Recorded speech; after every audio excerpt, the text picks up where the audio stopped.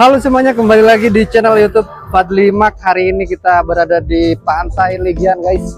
Oke, kita jalan. Kita berada di Pantai Legian, Bali. Dan hari ini lumayan cerah langitnya, guys.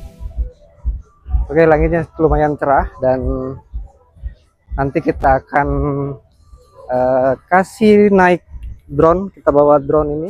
Berada di Pantai Legian, sudah lama sih nggak kesini, cuman kita dari tadi pengen ke pantai, dan ini satu-satunya pantai yang bukan satu-satunya sih. Ini aksesnya cukup dekat dengan rumah kita, dan ya hanya 10 menit lah. Oke. Di sini banyak pengunjung. Ini hari Rabu, dan nah, jika teman-teman mau sewa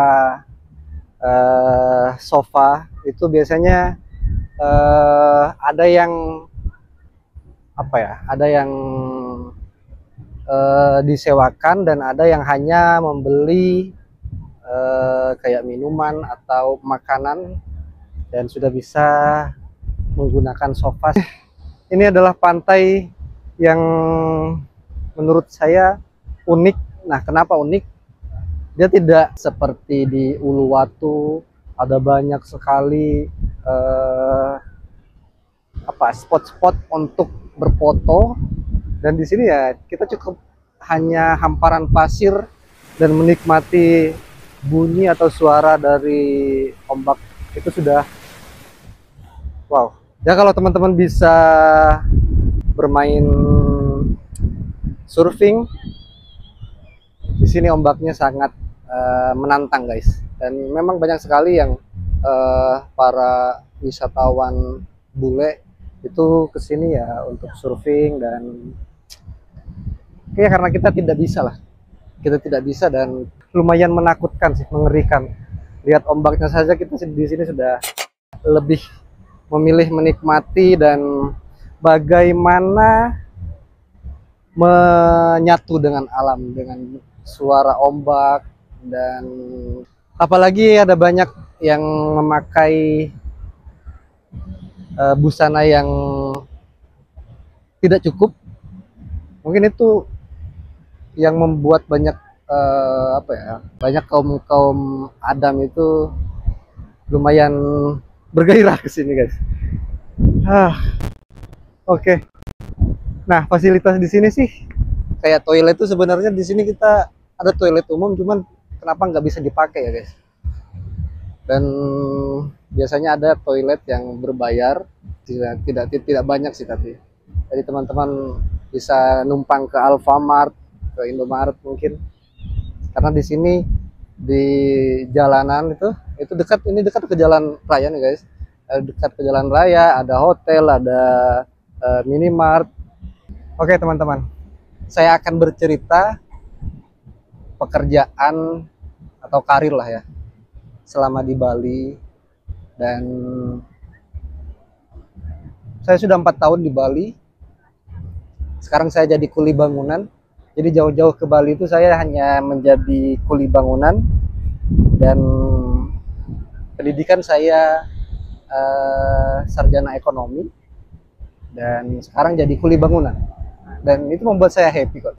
Coba ceritain Bang, pengalaman bekerja di Bali seperti apa, dan bagaimana dunia atau lingkungan kerjanya seperti apa.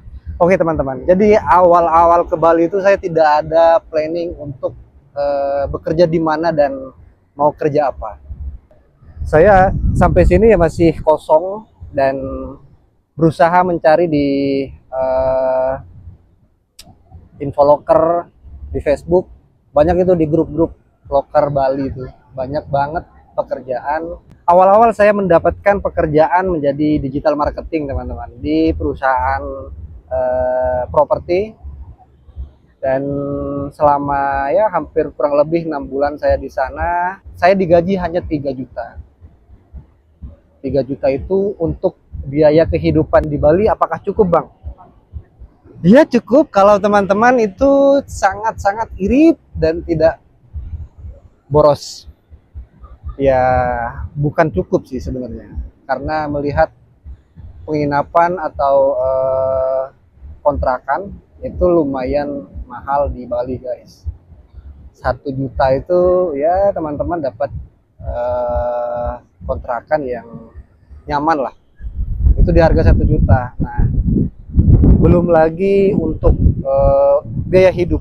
Nah, biaya hidup itu ya teman-teman kalau masak sendiri, terus belanja kebutuhan kayak beras, kayak ikan, dan lain-lain itu ya cukup lah duit segitu. Dan pada waktu itu saya bisa menyisihkan duit itu kadang 500.000, kadang ya 700.000, dan ya alhamdulillah selama 6 bulan saya geluti pekerjaan itu dengan apa ya, menurut saya ya enjoy aja. Nah, setelah itu saya resign di kantor digital marketing dan menjadi ojek online, guys. Di situ saya senang banget itu. Setelah menjadi budak korporat, di situ saya menjadi bos untuk diri saya sendiri. Karena kenapa? Saya tidak disuruh-suruh sama atasan. Saya di situ bebas, bisa kerja jam berapa, mau pulang jam berapa, atau tidak mau bekerja. Itu sangat menyenangkan sih. Dan bagi saya pekerjaan pada saat saya menjadi tukang ojek itu adalah pelajaran atau pengalaman paling berharga menurut saya. Karena kenapa? Saya di situ diajarkan bagaimana caranya untuk ikhlas, bagaimana caranya untuk menjalani hidup itu ya jalani aja gitu. Karena kenapa?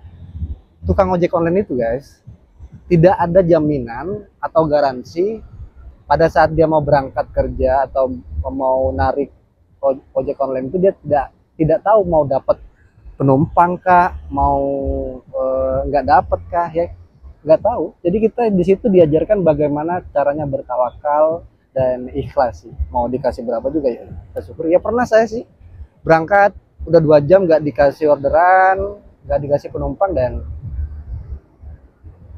ya nikmati aja. Tapi kadang-kadang ada penumpang yang memberikan hadiah atau tip yang ya tidak masuk akal juga.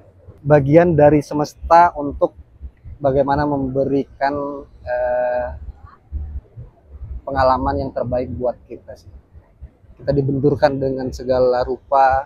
Nah, setelah jadi ojek online itu saya sudah banyak tahu jalan di Bali, terus bertemu dengan banyak orang, bercerita, dan ya membangun relasi. Itu saya sambil jualan nasi di pinggir jalan. Jadi selama ya mungkin 2 bulan sih. Nah, penghasilan ojek online itu relatif tinggi atau lumayan lah ketimbang teman-teman bekerja kayak UMR, gaji UMR-nya di Bali itu ya lumayan lah. Satu hari itu bisa dapat 200, 150, ya kadang-kadang ada tip yang gede ya dapat 500, kadang 1 juta pernah juga sih.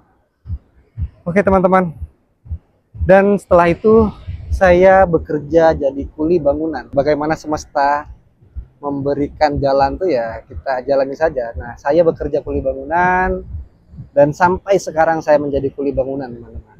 Dan ya menurut saya profesi itu yang apa ya, membuat kita itu lebih sedikit dewasa. Karena kenapa ya, kita diajarkan untuk bertanggung jawab, untuk amanah, dan ya namanya kuli bangunan tidak ada gajian yang seperti orang kantoran, kayak ada tunjangan, ada bonus, ada THR, terus gaji tetap selama 1 bulan itu 3 juta atau 4 juta. Ya namanya kuli bangunan, kalau ada pekerjaan kita kerja, kalau nggak ada pekerjaan ya kita tidur gitu guys ya. Oke, sampai sekarang saya menjadi kuli bangunan. Jadi judul video ini ke Bali hanya untuk menjadi kuli bangunan. Oke guys, jadi kita akan menikmati senja dan ya ada beberapa footage drone, silahkan nikmatilah nanti. Kita akan terbangin drone kalau misalkan bisa. Ini anginnya lumayan tidak apa ya, tidak kencang guys. Wah, oke. Oke, jadi cukup.